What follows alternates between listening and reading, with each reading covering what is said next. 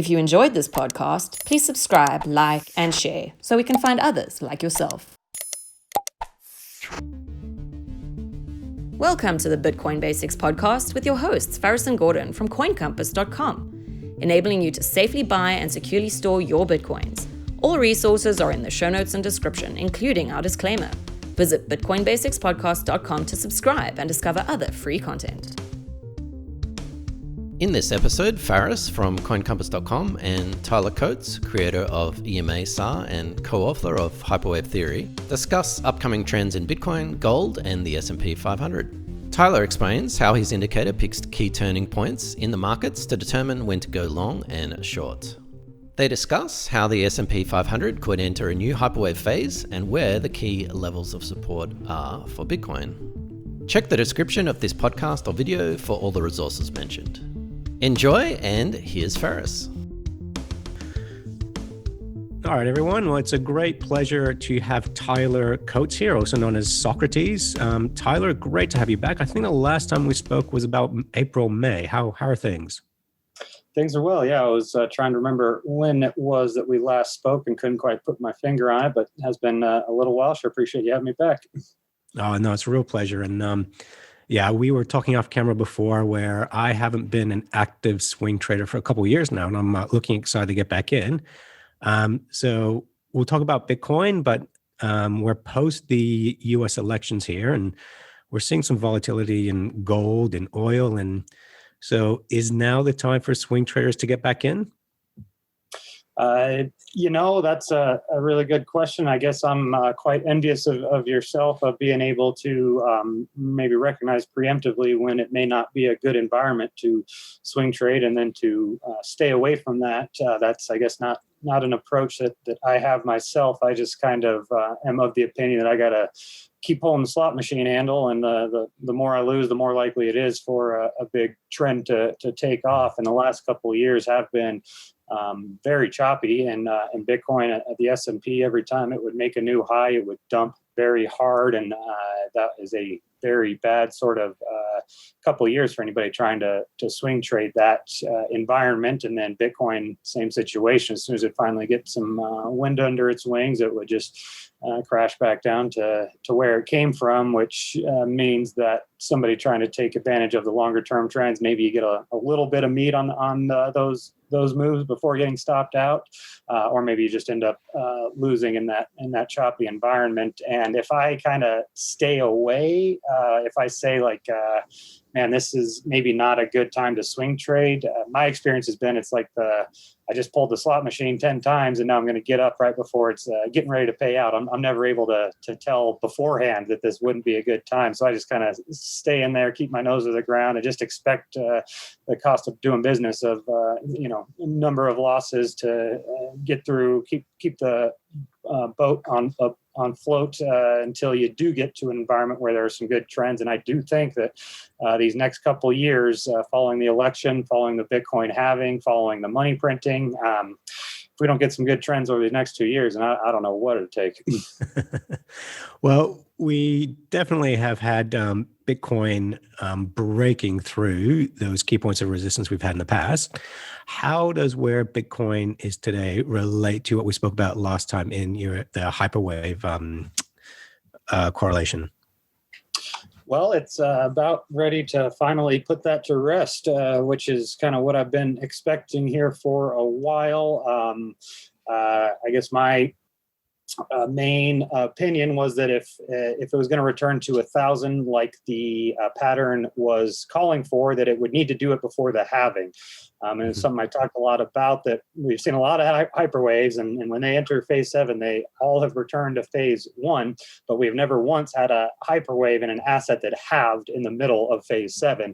And to me, that halving for Bitcoin is much more important than the technical pattern of the hyperwave. So, I mean, it did get awfully close to getting there right before the halving, and some may even speculate that it could have gotten there if BitMEX didn't shut down right at the exact bottom, when there was literally less than 1 billion in liquidity below 3,000. So that was a very scary time. And if it was going to get there, it would have been then, in my opinion.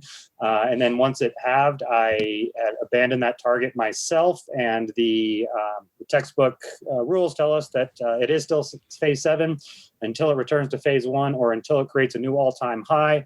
And I have been expecting a new all-time high here for a little bit and thinking that as soon as that happens, that the hyperwave will be done and over with. And I'll be happy about that. So when you say the hyperwave will be done and over with, just jog my memory here. Are we talking about that is the end of this hyperbolic bull market in Bitcoin? That would more be the end of the bear phase, the bear correction. To clarify, there are a number of sort of bubbles that markets can form. One common one would be a blow off top, where it's just kind of a V, straight up, straight down. The other one is the curved parabola, like that. And then the one that we're focusing on is the hyperwave, where there are just very specific rules where it has to have exactly 7 phases, and it only has 3 phases to the upside. And the upside was done, in 2017 after it broke down 15,000. That's when the upside of that bubble move was done, and we expected a return to 1,000 before the next one could take off. And the sort of line in the sand for you got to have an area where you're wrong. For Tyler Jenks, the creator of the theory, his area was always the all-time high, and he wasn't going to deviate from that no matter what.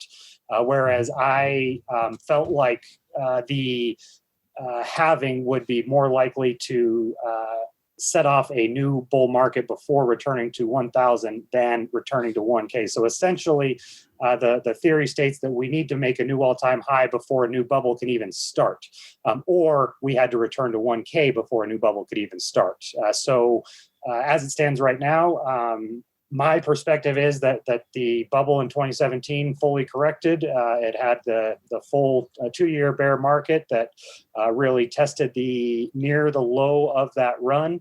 And now that we're back near the all-time high, the last thing that we would need is for one person to buy a tenth of a Bitcoin above 19.5, and then phase 7 is done, and that hyperwave is in the past. Okay, cool. So we are, and we'll know that very soon because we're nearing those all-time highs as we just got to 19,200 on Bitstamp within the last 24 hours, I think. Absolutely, and I'm glad you brought that up because there is something I forgot to mention to you off the top that I would like to mention more than anything else, and that is me and my friends Fibbo Swanee and Joe Saz have been planning an all-time high party since the price was around 10,000. We were seeing some, real good signs that it could get there before the end of the year. So we decided that we're going to put on a party for as soon as it happens. Once that's created, we're going to be renting a house on the beach in Alabama and throwing a party for anybody that wants to come hang out, because we think that we're going to deserve a party after those last couple of years. That sounds like a lot of fun. And we'll post a link to that later on if you like. But yeah, I'd be joining in on that. For anyone listening, this episode is visually intensive. So visit our YouTube channel, coincompass.com/YouTube, to follow along. We use TradingView for all our charts, and you can sign up for a free account at coincompass.com/tradingview. Now, one thing you mentioned earlier is you're working on a sentiment indicator. Can you tell us about that, Tyler? Yeah, absolutely. I would love to. Something that I have just I've been working on for a long time, and I feel like I just got a good prototype up and running. I'm trying to pull something up now.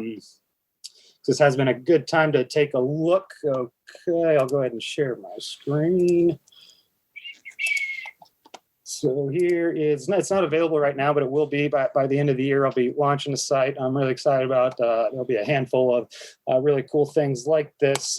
So many people are familiar with this Fear Greed Index. I think it's alternative.me.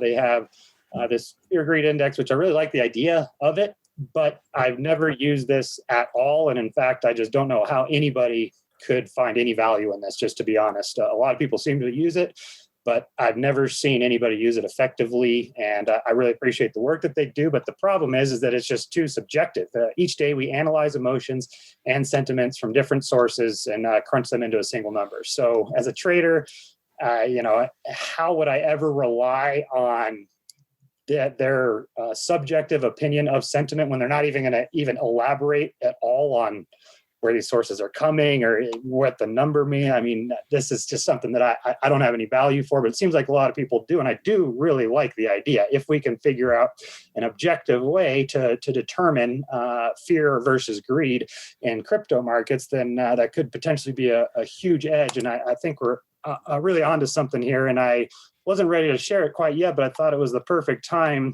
back here on the 15th. Let's see, where was Bitcoin trading at on the 15th? Let's see, we were in this range right around here, consolidating below 16,000 between like 15 and 16.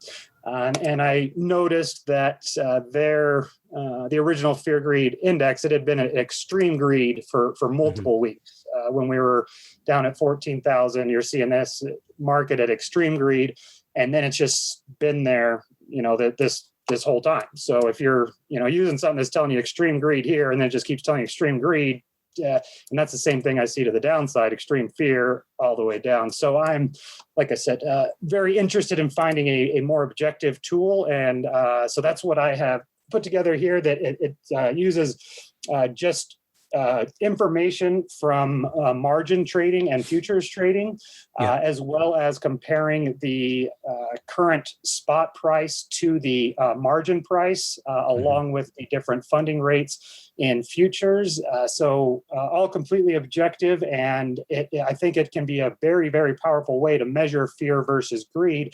And it's one of the main reasons why I've been able to stay so bullish this whole way up, because I was seeing absolutely no greed. The premium in the futures was very reasonable, if not at a discount. The premium in the funding, very, very reasonable. The move was being driven by spot opposed to speculative traders. And therefore, I've been paying very, very close attention to this myself and waiting for this to get over to, when we have a big move like this, I really do not expect us to top without seeing some big signs in the futures and in the funding. So I'm really going to be holding on to a big portion of my position until this moves over here into this area. And it's not available yet, but I have been just kind of sending out tweets to show here was the original one. And then just recently, before his last move, made a post saying that we're still neutral. And if that does change, keep an eye out on Twitter, because I will share it there. And then by the end of the year, that'll be available to everybody.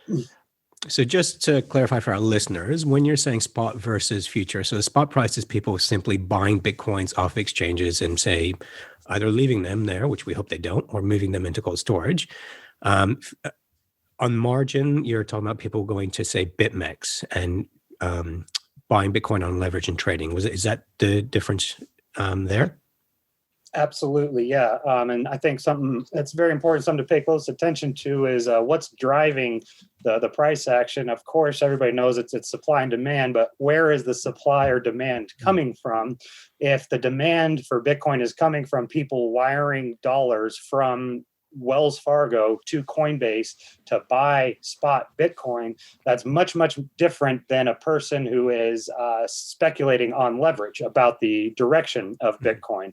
If you've got a market moving up and the primary demand is from speculative traders, it tells me it's just a bunch of greedy people trying to ride a little trend and make some money on leverage. Whereas when you have people that are actually buying spot Bitcoin, and that's where the most of the demand is coming from. And then what's been happening recently on the leverage exchanges is that they've actually been very much in disbelief. We've been seeing a lot of short selling coming from places like BitMEX and Bybit, because as these people have started, as this demand has started to come from Coinbase and Kraken and Bitstamp, the guys on the margin side, they're seeing the price go up and they're seeing it as a great shorting opportunity. So they short it, and then they're just getting taken out because there's so much actual spot demand that's overwhelming the supply from spot miners as well as the short sellers on margin exchanges,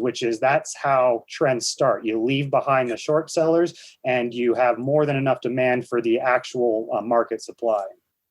Yeah, we were actually talking just about this last week with Peter McCormack, where he was saying he thinks there is a supply shock coming. There'll be a lot more demand than supply for Bitcoins because people are going to start realizing governments can, hit Control P, create foreign fiat currency, but there's only X amount of Bitcoins left.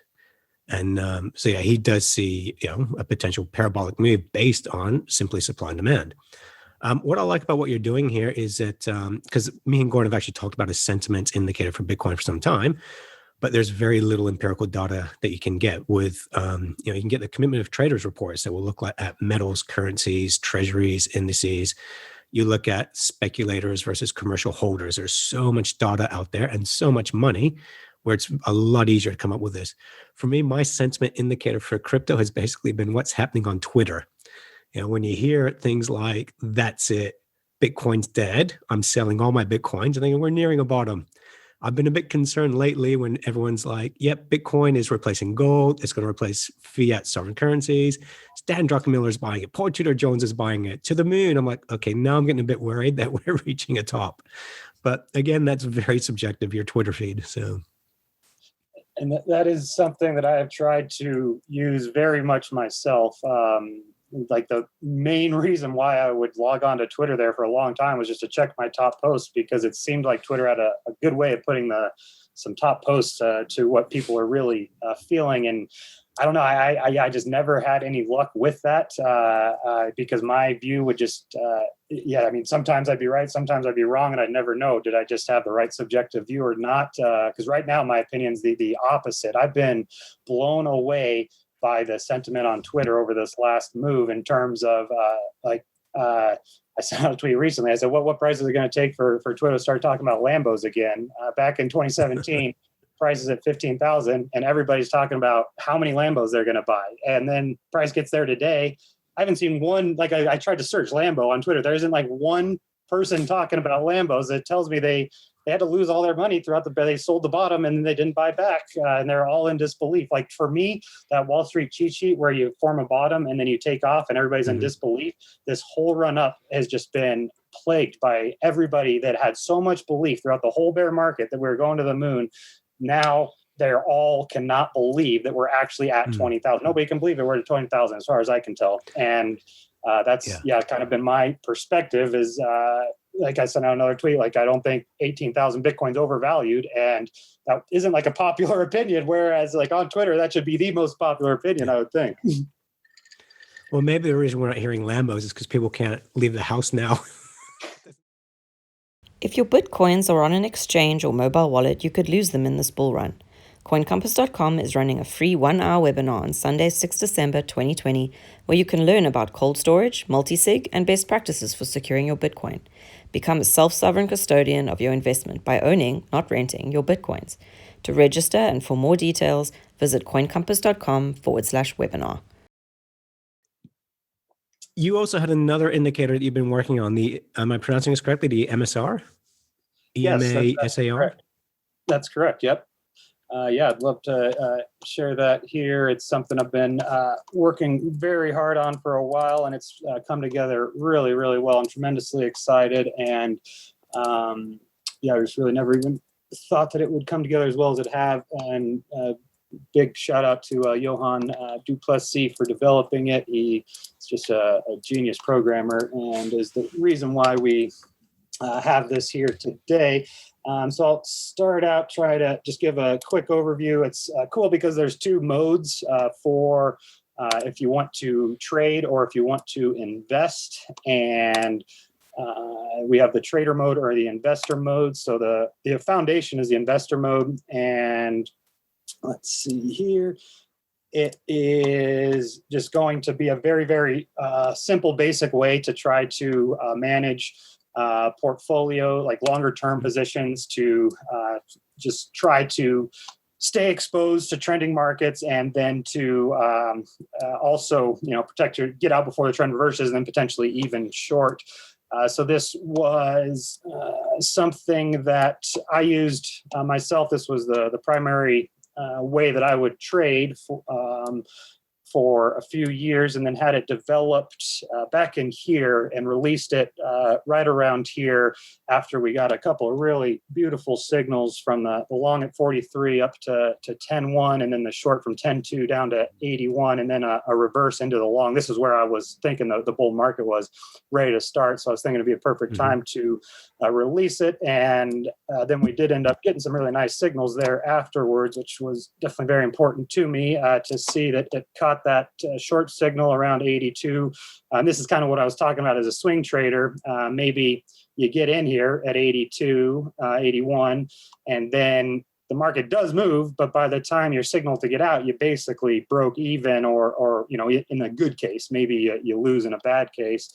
And then the signal most recently came at about 9,500 when we were able to break through this red line here that would have printed after the market reversed there. And one quick thing that I want to show is the target for that move was hit perfectly. It was unbelievable to see it in real time. That big crash that happened down to this 4,000 area was coming right in at this old horizontal level. So it's getting a little bit more in depth than I was meaning to, but here we go. Just a very basic situation where anybody can see, okay, open long, and then you can just set yourself an alert to, let's see here, to let you know when to get out, so you don't have to sit here watching charts all day, every day. You just want to try to take advantage of the 1 or 2 year runs that tend to happen. You just come in, set yourself an all-in-one alert, and it will tell you when to open or close the position. It also tells you position size, that sort of stuff.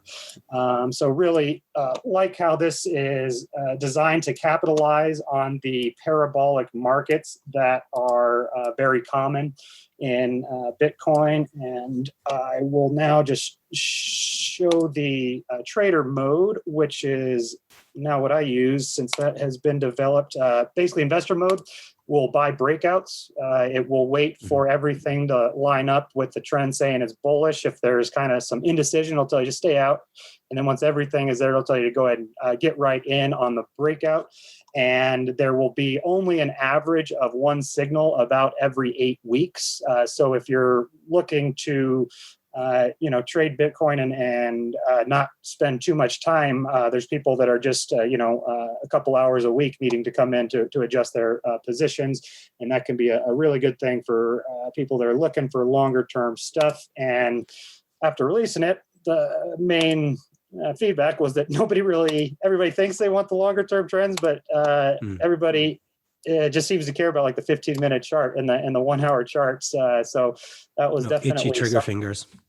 Yeah, that was something that a lot of people liked the idea, but once they had to sit here and wait for this next signal for a couple months or something, that's when they started to realize, oh, maybe swing trading isn't for me, which is quite all right. And this is the trader mode, something that I'm just really excited about because of. One second here. It is one of, if not the only things that I've found that will be consistently profitable in ranges as well as in trending markets. So that's the one thing that I am most excited about here. And just to give a quick overview of what we're looking at basically is this brown area, we call it the beach. And when it is below the price, that's the buy zone. And then the sky is the sell zone. So right here throughout the halving was just getting some incredible signals where I was able to buy near the bottom and then sell near the top of the range to make a little bit of profit while we were stuck in this range here. And then what I'll do is basically only take like 50%, such that if it does take off, I'm still holding on to a portion of it. And then in bear markets, that's your sell zone. So I was shorting here and then taking a little loss as that turned into a bull market. I took my loss there and then was able to get back long and still have been holding long there and plan to continue to as long as this is fully bullish unless I see some major signs from that fear and greed index. So basically the buy zones here, the last level of defense is this ocean, this blue area, and that's where stops would be set below the blue area in this red area, which is deemed the underworld, where the trends go to die. So here we had a bear trend switch to bullish, and now as long as this blue ocean or beach holds on pullbacks, then we are going to be looking very strong and ready to continue. And that's something that has been working on all the time frames all the way down to like the 1 minute chart, getting some really good signals on this last move on the hourly that we've been paying close attention to. And scroll back on that screen there, Tyler. Zoom out a bit. Gosh, it really did pick the bottom there around October 20th. Oh, and what's October even 10th. Look at that flip right there. That picked them, and that's on an hourly chart. That really picked the move, didn't it? It sure did. And wow. One thing that was the coolest part about that signal there, if my computer would load here, is that this sky actually has an exhaustion function, so that when the weather kind of changes, it signals exhaustion. So here we have clear skies, and then we have partly cloudy, and stormy. And the rules that I share and one of the perfected setups that I talk about regularly in my group when we find them, it's very rare, but it's something to pay very close attention to, is when you have a storm and the price is making higher lows in a bull trend, in a bear trend. So this is signaling a bear trend with the beach above, but while we're in this bear trend, we're actually making higher lows. So right here, it's telling us that this move is exhausted. And the reality is it didn't even go anywhere. So it's really showing that the bulls are in a big sign of strength for bulls when you enter an exhausted bear trend and they're creating higher lows. So this is actually one that I got to buy right here, because the sky is the buy signal. Anytime you get a storm in a bear market with higher lows, this becomes your buy signal with the local low as the stop. So got actually a couple really beautiful signals. The short signal right here, it tried to come up and take out that high, but it didn't. We still stayed on that lower high, so called that reversal beautifully. And then that one as well, just perfectly. And not only the reversal, but it got us out of the shorts and into longs once that flipped into the storm on higher lows. That was really a very good signal for sure. And can you use this across all other classes as well, I'm presuming? Absolutely. Yeah, it's all based on exponential moving averages and the parabolic SAR, which are going to all be very relative to the asset in question. I was literally about to ask you if you could bring up gold. You read my mind. All right, let's go ahead and take a look. On the traditional markets, I like to look at a higher time frame, like 4 hour for crypto, 12 hour for like the 24-hour markets like gold, 12 the daily, and then the daily for the stock market.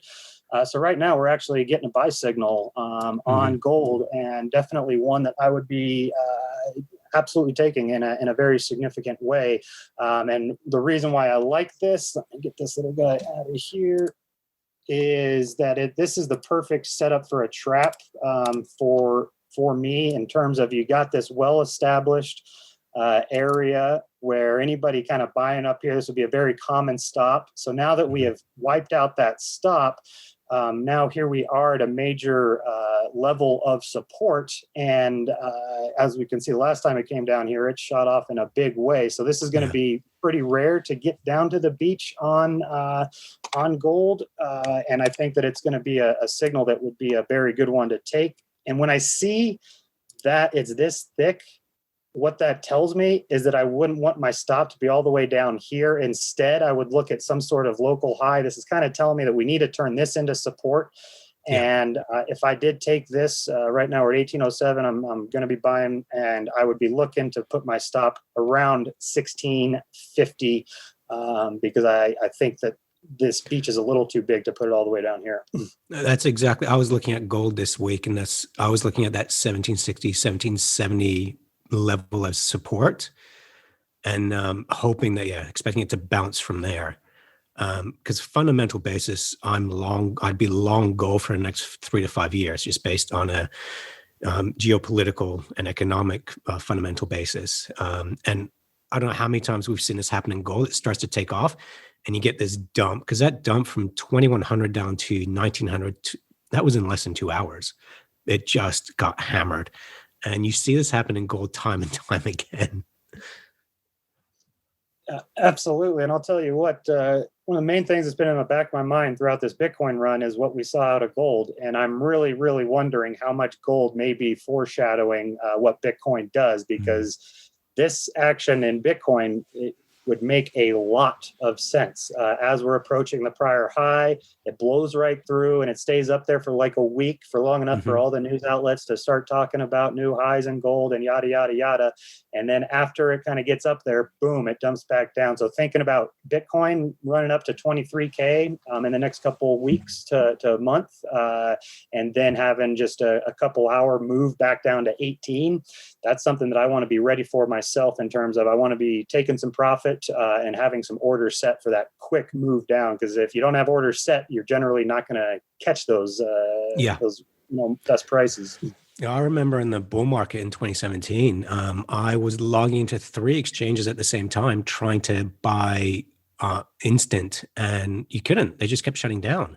So you need to have your limit orders in early. That's a really good point, and something I've been really, really wondering about, if the exchanges have done their job and gotten ready for this next run. Because bottom line, in 2017, they just had no idea how big that was going to happen. And if you went through that and you didn't prepare for the next one to be much bigger than you think, then, I've got very little respect for you as a businessman. And after having a couple high volume days, already getting some shutdowns has got me really feeling like, gosh dang it, I really just want to be able to buy and sell when I want to buy and sell. Like, this shouldn't be too much to ask for. Yeah. Could I ask you to use this chart on the NASDAQ, if you don't mind? Absolutely. Yeah, it'd be a good thing to take a look at here. Now, can people subscribe to this, Tyler? How would they go about doing that? So the cost for this is $500 a year, and that was just for the investor mode. The trader mode was released as a beta mode that everybody just gets access to. If you sign before the end of the year, you'll get that included for the rest of the year. And for more information, the website is Socrates.com. Let's see if I can just pull up right here, SAWCRUHTEEZ.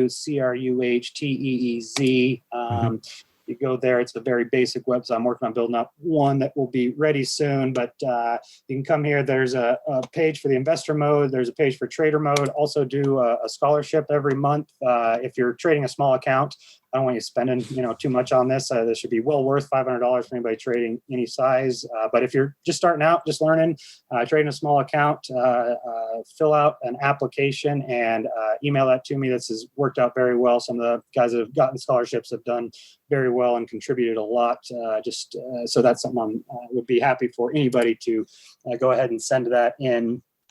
And let's see here. That's very generous of you, Tyler. I mean, we're seeing the rise of day traders with people in lockdown and free government handouts. So do your research, guys. Technical analysis works. It just works. I mean, I've tried everything from fundamental analysis to technical analysis. And I think looking these last few years where, since 2009, where really, really clever people have gone, I don't understand this market, and just lost sleep over it and lost money over it. And you get TA guys like Peter Brandt, he just goes, I just followed the charts. And he's the one who's maintained his sanity and made a profit just by doing what the chart's telling him to do. So I'm going to be subscribing to this, and definitely be putting a link up for everyone else. So, and that scholarship is very kind of you, Peter, Tyler.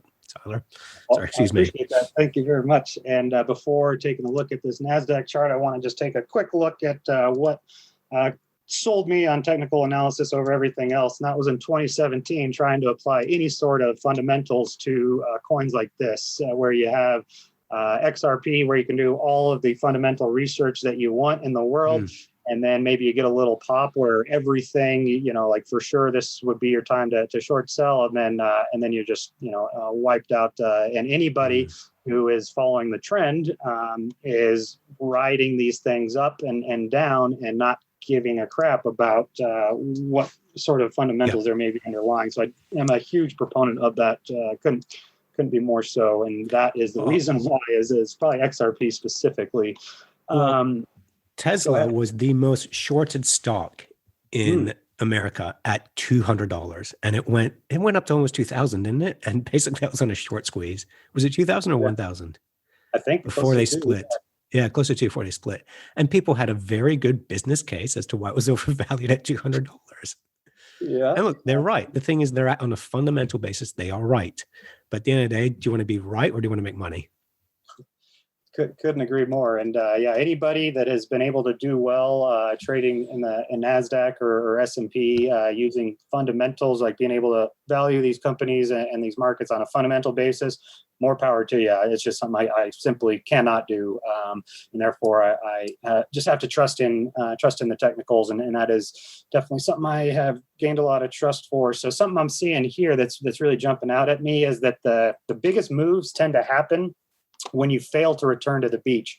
So when you just kind of get stuck between the sky and the 50 moving average, it kind of is like a lot of people are maybe waiting to buy in here and it's just not coming. And it just, kind of gets that FOMO sort of move with no real pullback to speak of when it fails to move below this.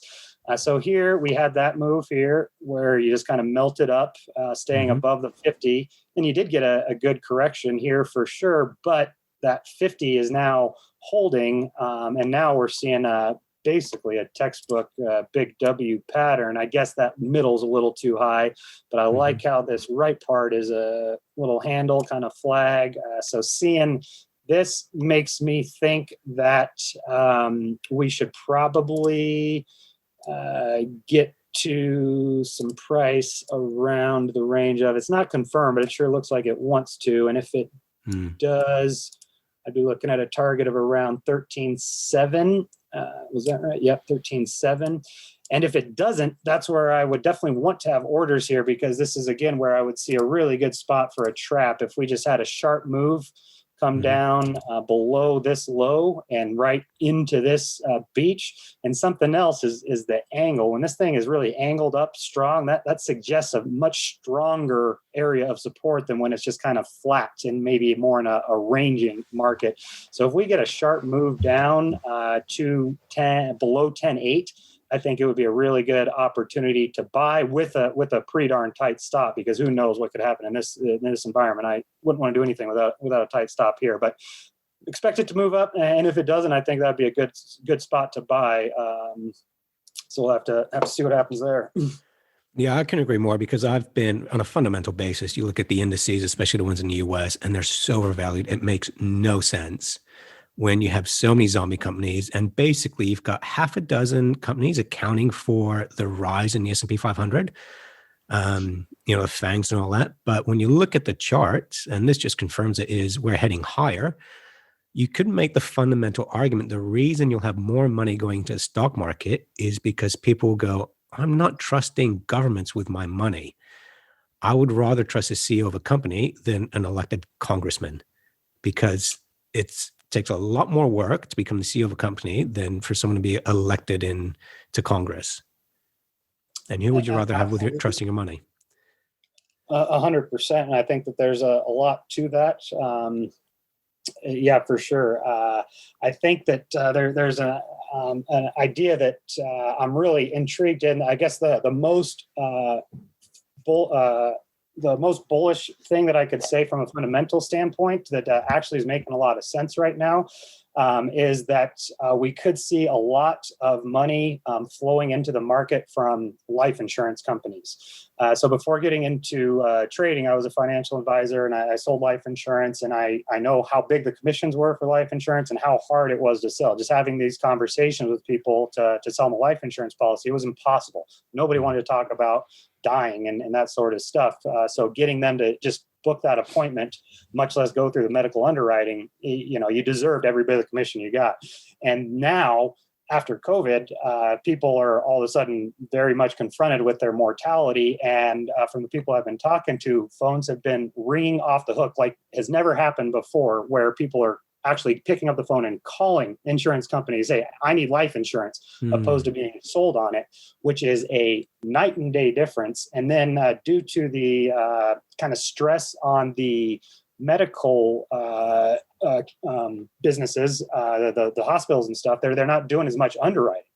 They're getting all this demand for life insurance, and they don't have enough nurses to underwrite. So instead of just telling them to pound dirt, they're just lightening their underwriting requirements. And the reason why this is important for the market is a life insurance company, as soon as they take in a premium for a life insurance policy, they go invest it in the market because they need to return that money enough such that they're profitable on that life insurance premium. And that is a huge business, billions and billions and billions of dollars in life insurance on a normal day. And if we're now all of a sudden life insurance business is going to double, triple, maybe quadruple over the next year, and all that money goes straight into the stock market, that seemed very, very intriguing from a fundamental standpoint anyways. Oh, yeah, I couldn't agree more. And this is something I've battled with personally for years, thinking we're due for 2008 style crash. But the thing is, not every market's the same. 2008 was different to 2000. 2000 was different to 93, different to 87. It's never the same thing that repeats. And we're always expecting the same thing. But with this market, I have to admit, I might be turning bullish indices before I go bearish. Yep, I turned bullish recently myself and have been getting in some pretty decent long exposure. I want to pull up a chart to show why, bring us back to the original kind of topic of hyperwave. This is really starting to look like it's going into phase 4 to me, which would be perfect. Like anytime an asset enters phase 4, it does so when nobody in the world can believe it will happen, basically. That's like what needs to happen for a phase 4. Think about Bitcoin. Its phase 4 was from something like 10K to 20K, and nobody was, thinking 10K was a buy. So that is a very sort of similar situation to right now. That's the first thing that really got me to really wondering if I should be bullish. Is seeing, well, who is bullish right now? And in a 50-year bull trend, who is staying bullish? And there aren't many people. So therefore, it made me really think, okay, this really could start to be giving us the textbook sort of sentiment for a big phase 4. And this is where I was posting saying that if this is going to be a phase 4, this is where we would need to hold. We would absolutely have to hold this high, and this first sort of correction, these first red candles, I would need it to find support at a higher angle than this. Otherwise, it would maybe just be a continuation of phase 3 or a top. So after what we saw in the election, I mean, I was scared because I was buying pretty significantly before the election. Charts were on Twitter. I was buying this area pretty significantly, and I was very confident that Trump was going to win. I'm looking at the just historical, the number of presidents that have gotten reelected. It's a very high percentage, and just based on that, I'm thinking Trump is going to win, and this thing's going to take off into phase 4, which again would be a good timing. A 4-year phase 4 would be very good timing. So I was really feeling really great. And then as soon as it was a Saturday when I heard that Biden was announced the winner, and I was very scared about this thing like gapping down here on Monday. And then when it went up, it was almost like that last perfect linchpin of, for sure, anybody that was bullish here, they were bullish because of Trump. And then if they sold that election news and then the market still pushed forward, who was left in this thing? I'm really thinking that this is ready for the phase 4. Yeah. And that's the thing. There are, like you say, there are still short sellers out there. So that sentiment is nowhere near being greed. Absolutely right. And that's a key, to have a chart that looks like this and to not be greedy, to have everybody focusing on the overvalued aspect. That's like the 2008 bubble. Nobody, or let's see, it was here. Nobody was really calling it here. They were calling it here. And then once this took off, then everybody that was short here got wiped out or really, really lost any confidence in their position. And that's when it happened. So that last little move to get everybody to quit thinking about how overvalued it is really, this thing going to 6K in the next couple of years is what Hyperwave would pretty much call for. 6K in the next couple of years. Yep, exactly. Wow. Right. 5 on a conservative side. So there's on a conservative side, we would be looking for this to double the high of phase 3, which we could say is around in here, which would be like 56. And that's the conservative side. 2 to 3x in a phase 4 is about the range we would expect. So, if we send this market straight up here over the next couple of years, everybody was talking about how overvalued it is here is going to be done. One last thing that's jumping out at me right now. What causes the next, or the best way to identify the next phase starting is when you break through the top of a parallel channel. So right here, we have this rise over run, and the demand was so much more that it needed to go at a new angle. So it broke through the top and turned it into support. Something kind of jumping out at me right here is this area of resistance that we are now seeming to, like, this would be the last thing for me to say that, like right now I'm thinking it's like 75% chance of phase 4. If this does, turns this area into support right there, then that would tell me for sure we have supported a new acceleration, and we're ready for that phase 4. So this is, it's looking good to me. Absolutely. Yeah. That trend line, a 10-year trend line you can't ignore. Especially when you break the top. Yeah. I mean, you break the bottom, that's the top, you're going down. If you break through the top, you can't just keep going at this rate, theoretically.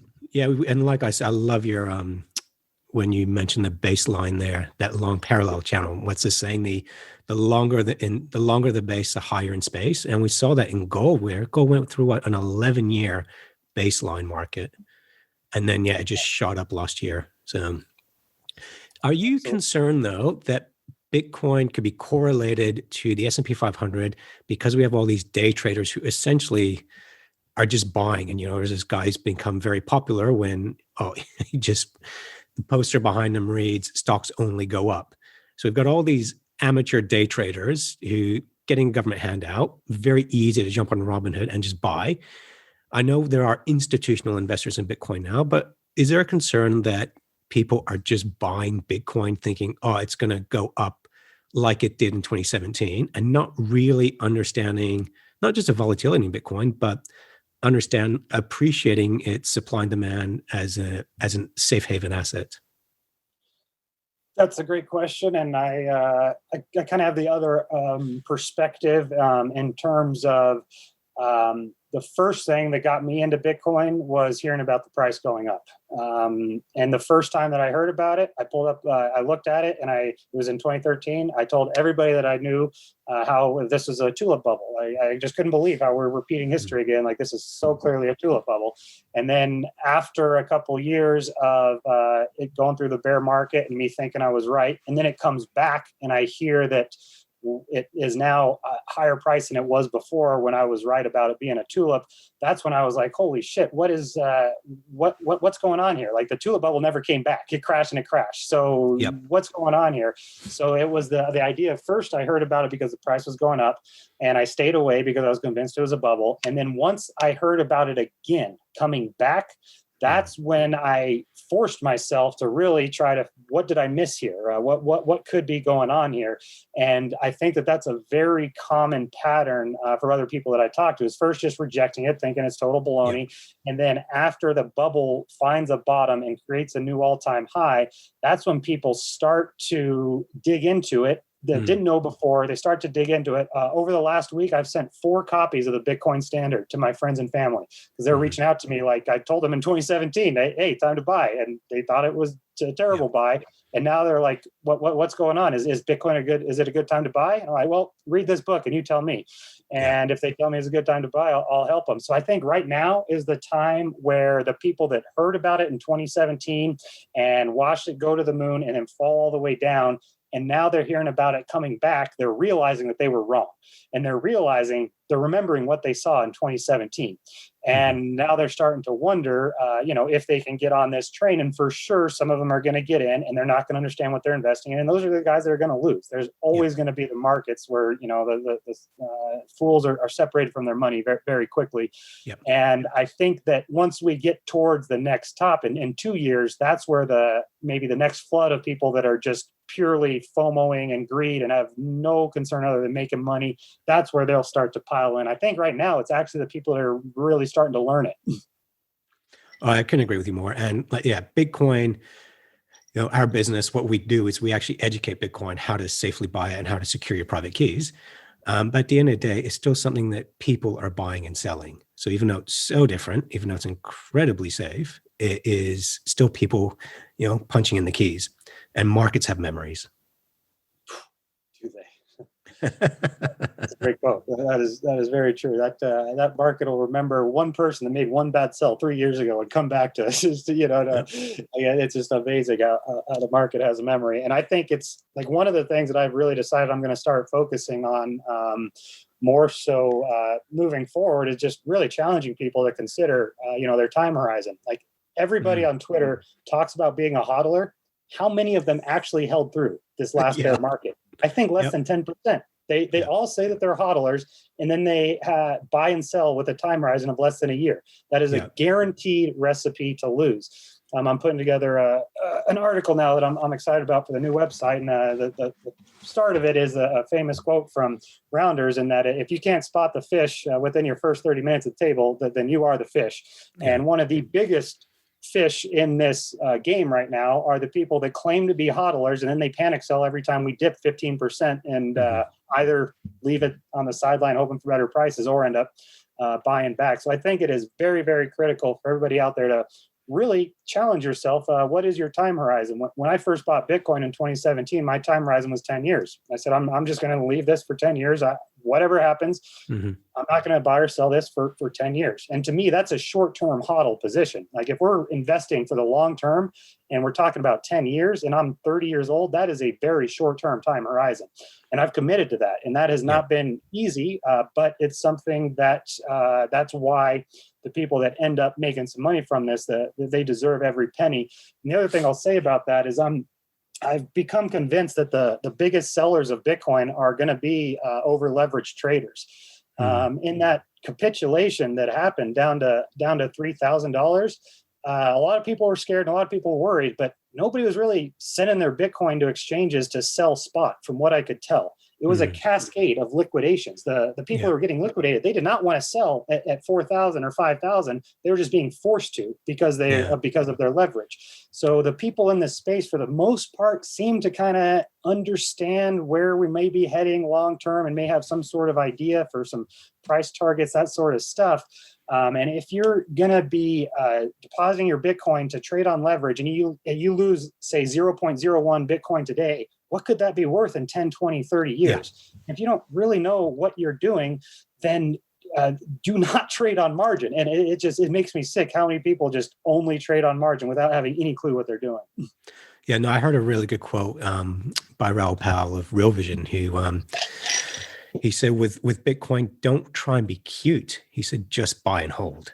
And it is that simple. But yeah, I mean, we're programmed with our apps, with all our brokers, to all these alerts to react to the markets.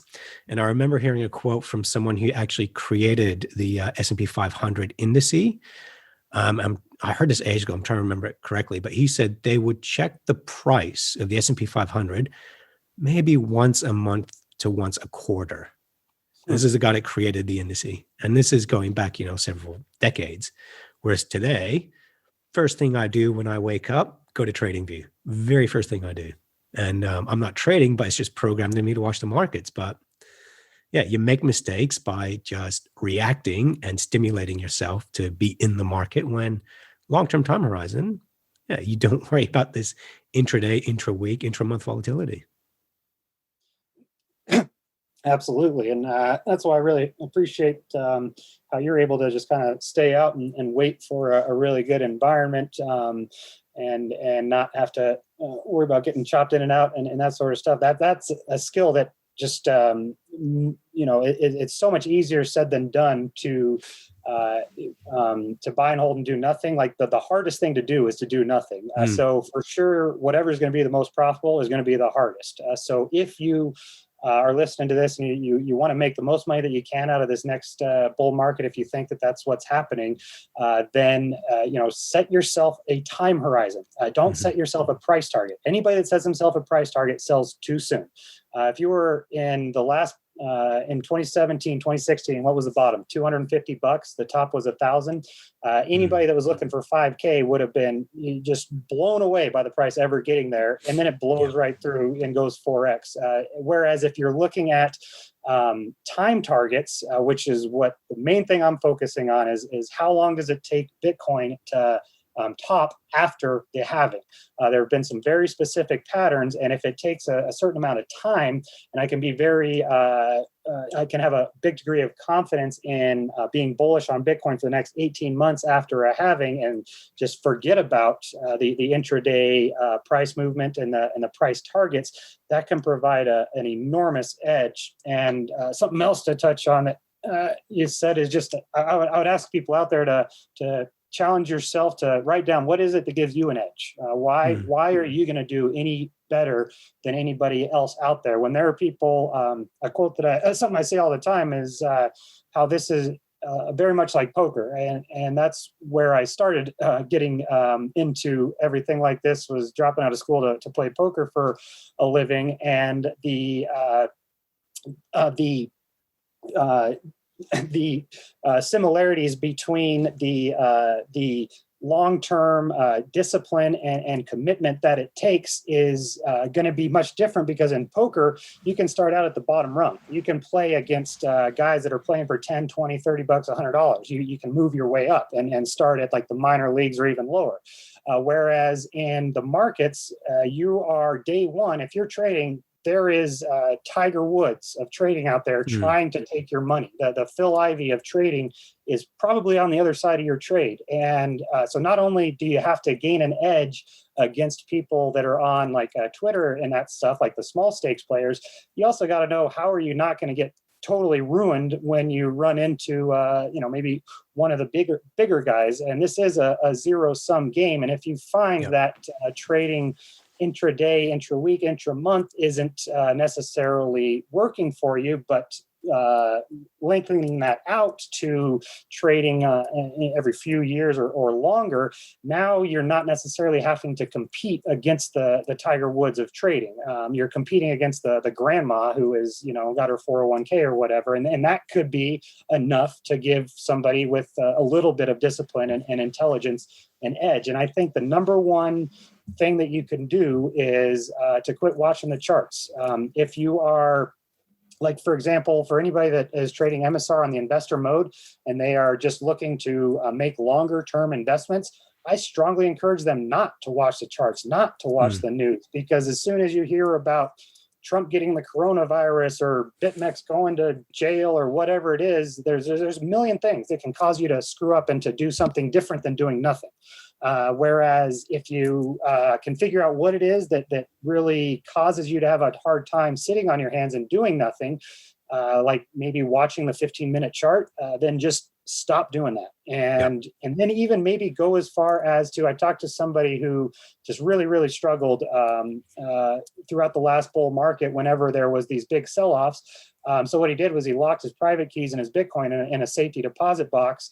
And he noticed that there was a couple times where he wanted to panic sell, and by the time he went to the safety deposit box and got his Bitcoin back to home, he was like, "Oh shit, the price fell! Like, I'm good now." And he was able to hold on. So just any little thing that you can do to recognize where it is that you're struggling and what something you can do to help that is going to pay dividends for sure. Absolutely. Yeah. Come up with a trading plan. And I like the analogy of poker, because people think poker is a chance game, and it isn't. And the number one thing in poker is you protect your pot, because if you lose your pot, you're out of the game entirely. It's the same thing with trading. Protect your capital. And not trading is a trade. And that's what people don't realize. They think, I have to trade. Well, no, choosing not to get into the market, that is a trade itself. Absolutely right. That was the other corollary I was wanting to make, is that if you trade from your computer, you literally have a casino in your house. And I'm telling you, this is a casino that is way more difficult than anything in Vegas. Like in Vegas, you can go play blackjack and you got damn near a 50% chance to win. Like you can get lucky and win at poker. You won't do it over the long term, but you can definitely have some good runs and get lucky. In trading, like I'm pretty darn convinced you just cannot get lucky. Like if you enter too big of a position, you're going to mismanage it and exit too much too soon or get liquidated. If you take somebody else's call that's exactly right, you won't take the profit when you should. Trading is something that it is very, very, very hard to get lucky, but it'll make you seem like it's the easiest thing in the world. It's just pick up or down, and you've got the biggest casino in the world in your house. And most people, they're just gambling addicts. And that's why they can't take a couple days to not watch the charts. They can't do what you did, take a couple years to not trade, because now it's like, a guy who's addicted to heroin who doesn't have it. It is a huge addiction, and anybody that is addicted to trading is guaranteed to lose, like an absolute guarantee. And that was one thing that I think about all the time. And anytime I feel like I'm maybe a little too attached, I'll just make myself take some time off. Like you talked about checking the S&P once a month. When I was not doing this full time and I was just investing for the long term, I wasn't like maximum checking it once a month because I knew that how much that affected me if I did anything else. So I think that if anybody out there is really struggling to stay away from those small time frame charts, struggling to stay away from the margin trading, really ask yourself how much of that is due to the gambling chemicals that rise up in your mind. And if that's something you want to do, there is nothing wrong with that. I'm a libertarian, and if you want to gamble and you want to lose money and you want to have fun and you want to gamble a responsible amount, more power to you. But just recognize, maybe that's what's happening if you really cannot get yourself to pull yourself away from the charts for even a week, much less a month. Yeah, and another really important thing that you mentioned is if you're entering on a weekly chart, don't check the chart till the following week. Stay committed to your time horizon. Yeah. So that's what I found. I'll go in on a weekly chart and I'm checking the price. I'm like, why am I doing this? I entered the trade on a Sunday. I shouldn't be looking at chart till the next Sunday. But yeah, you're right. We are addicts. If you enjoyed this podcast, please subscribe, like, and share so we can find others like yourself. Tyler, it's been a real pleasure. I can talk TA for yonks with you. Is there anything else you'd like to bring up? Anything else you'd like to mention? One other thing that pertains to our chat here that I thought about as we were talking, just share one more chart on Bitcoin that is I think a good chart, one that I've been paying a lot of attention to and sharing on Twitter and whatnot as it relates to a hyperwave fractal. So basically in the hyperwave, it traditionally it needs to occur on the weekly chart for it to be an actual hyperwave. It needs to be a really big pattern over a long period of time. But what we've seen is that there are a lot of these exact patterns that occur on smaller time frames. How about that monthly candle? Yeah. What? Oh my goodness gracious, is that beautiful? That might be one of the biggest monthly candles ever. I mean, that is amazing. Okay, so we see the same pattern occurring on smaller time frames, which means that we'll call it a hyperwave fractal, where the percentages, the targets, like for example, in a normal hyperwave, 85% of phase 3s will go on to a phase 4. Those sorts of percentages don't apply to the fractal, but the pattern still does. And I've noticed it to be very, very helpful to help me find kind of where we're at in the bubble sort of cycle. Let's see here, because as these start to accelerate, they start to just seem like they're going straight north, and it's just really hard to figure out like where a terminal point may be, where it may or may not be overbought, or what the case may be. And we are starting to get a nice, let's see here, I guess that failed to take that phase 4 that I was looking for, so that's actually a good sign. So here I'm just drawing in this phase 3 line there. So we have this little fractal of this phase 1 that only occurs over like a month. And then the following move here turns that into support, get a nice acceleration here.